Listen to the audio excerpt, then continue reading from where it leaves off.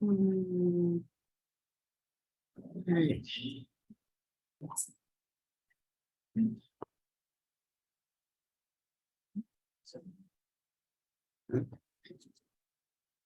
All right, good morning. Did everyone have a nice weekend?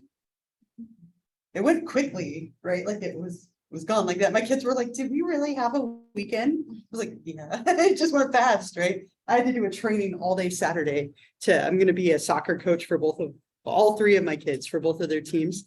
And they made me go to like a 9-hour training on Saturday. They were like, bring shoes and be prepared to run.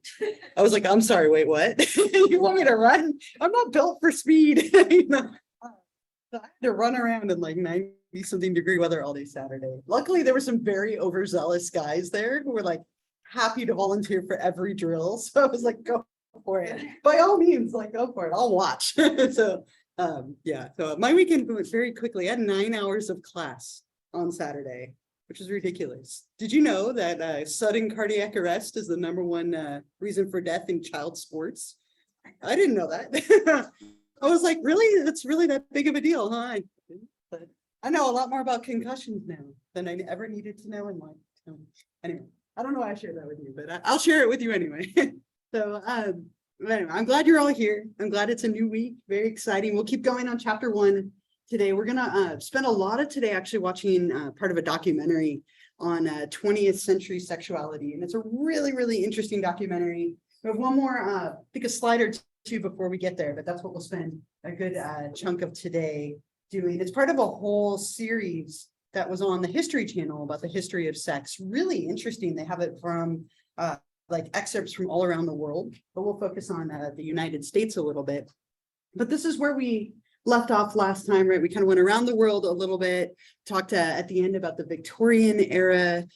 And then as we start to get into sexuality in the United States and the early Americas, that's where we'll do this. And then one more slide, and then we'll get into the documentary to take it from there. But if we look at like early sexuality in the United States or in the America at the time, we look a lot at the Puritans.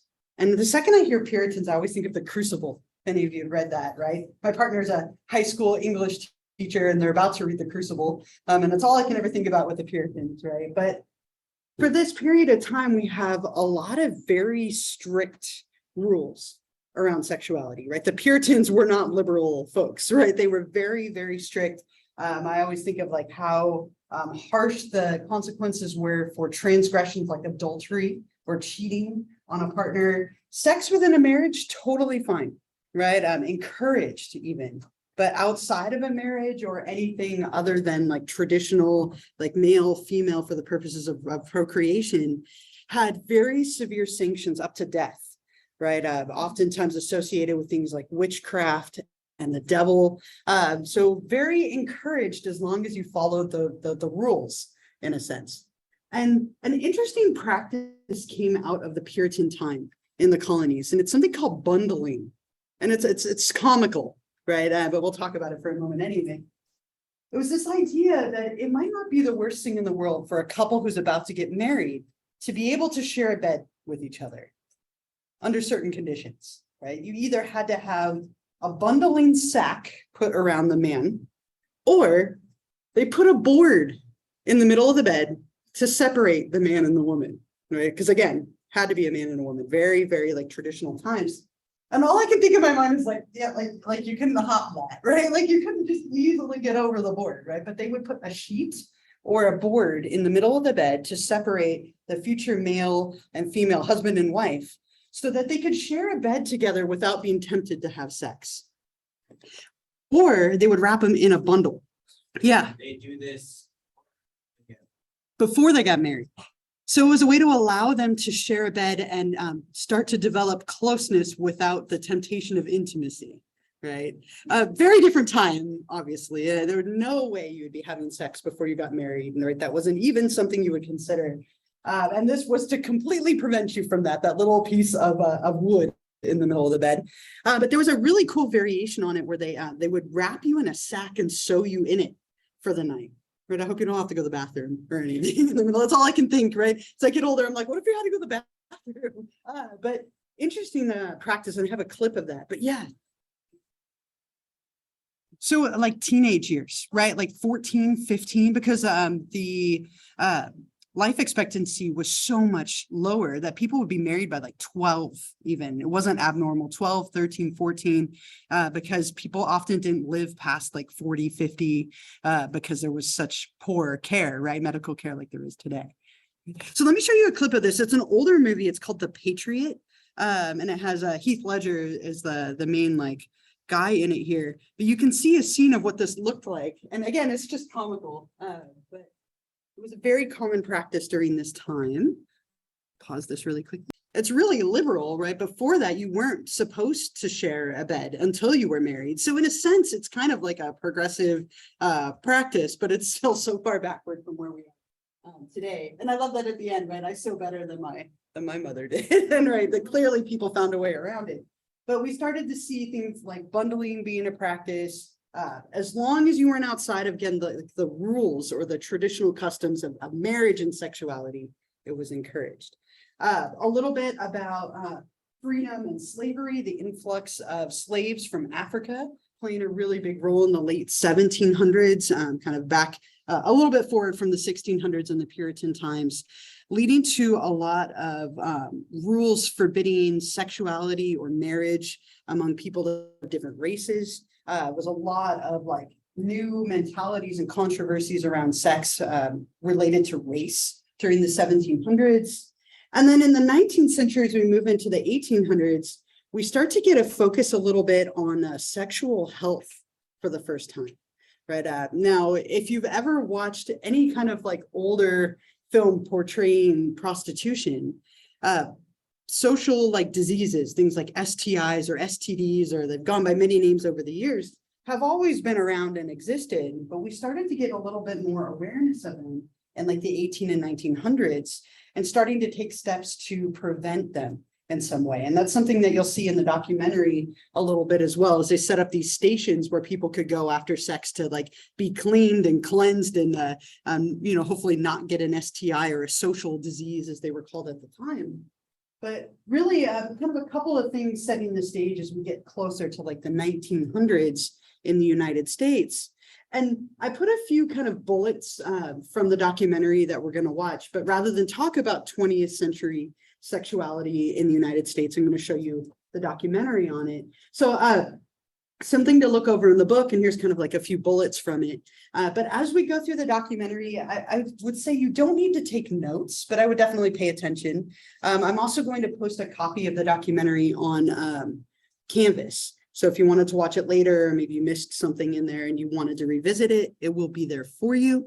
But the video, I believe, is about 4-something minutes. So don't fall asleep, pay attention. But I think it's really interesting, such a different time. And again, you'll see the bicycle as the threat to sexuality, and then the automobile, and just very different era than we have today. I'm going to switch over to this. So awkward, they're like awkwardly close, right? Okay. All right. So again, you don't worry about taking notes, just pay attention and enjoy, and we'll go from there. Got tired of waiting for me. America has a strange amnesia about sex and about sexual history. We think that there were a good old days. We think that America used to be more innocent. From the moment that stuffy Victorian Next chapter, but I love just the historical stuff, right? It's so interesting to watch like the bicycle being a threat and the backseat shenanigans that would happen in cars, right? And just, the clitoris being a monument in Greece, right? Like we knew so little, right? It was just such a different time. And again, I put some of the bullets in here of some of the things that they talked about. But I'm not going to go into it since they covered it in the film. I did write this term up here, prophylactic. They mentioned it several times in the documentary. So I just wanted to put it up here and define it for you in case you were curious. Prophylactic is Greek for an advance guard, right? So these prophylactic stations were somewhere where you would go after, typically where men would go after engaging in any kind of like sex. And they would have measures taken to fend off getting social diseases or venereal diseases, what we would now call an STI or a sexually transmitted infection, it would often involve either giving them medication or helping them to clean themselves to make sure that they didn't get any kind of like disease from having sex. But just so many really wild like shifts and changes. And I think I mentioned this last time that we tend to go through like these very progressive periods of time, like the 1920s with the flappers and the sexual revolution. And then the depression hits and we have the 30s and 40s, which are super repressive. And then we get into like the 70s and the 60s and 70s, which were very, very open, a lot of sexuality. And then the 80s, we get AIDS hitting and Reaganomics and a lot of like different shifts. And we're interestingly, I think kind of we're heading toward like a backlash again right now as we see things around like reproductive rights and sexual rights being challenged and limited. Talk about those things later in the semester, but kind of like that ebb and flow that we have throughout history. And again, I think really interesting. I don't know if there are any comments or thoughts, reactions, anything at all from the documentary before we move on. You don't have to, but just any thoughts or anything at all before I keep going? Okay. Building on this, just a tiny bit, one last slide here for this chapter. The media has always played a huge role in sexuality. And the media obviously is something that's very dynamic and always changing. They talked about in the documentary how people would spend nickel after nickel, right? If it was only a nickel now, right? I took my kids to see Minions for the fourth time. Save me, I'm so tired of the Minion movie. It took my kids to see Minions for the fourth time, and it was like $75 just for our tickets. So can you imagine just like, because there's 5 of us, right? The nickel for a movie would be amazing. I would be there all the time. But the movies and the media are constantly kind of giving us a metric of what's okay and what isn't okay, what's progressive, what's challenging and what isn't. And they talked about a film called The Kiss in the documentary. And I want to show you the like excerpt from this that was so scandalous. I mean, people lined up and boycotted this film. And then at the same time, we're spending nickel after nickel to go and see it over and over and over again to see what a kiss looked like, because it wasn't something that had ever appeared in film prior to this. And so this movie, I'm forgetting the year that it came out. I think I wrote it down. 1896 is where we started to get this idea of the kiss. And this film obviously premiered way later than that. But let me show you what was so scandalous, right? And it was a silent film, right? And it's more awkward than anything, in my opinion. It's incredibly awkward, right? Like get out of her space, just do it already, right? It's funny to watch because it's so benign, but now it's considered, or at the time it was considered so scandalous. So let me play this. But the media has always kind of given us that metric, of what is allowed or what isn't, or what's controversial and accepted. Lots of things in the media from, our music videos, which oftentimes portray a lot of stereotypes and sexuality, news and advice and educational shows. Advertising is wild when it comes to portraying norms of sexuality.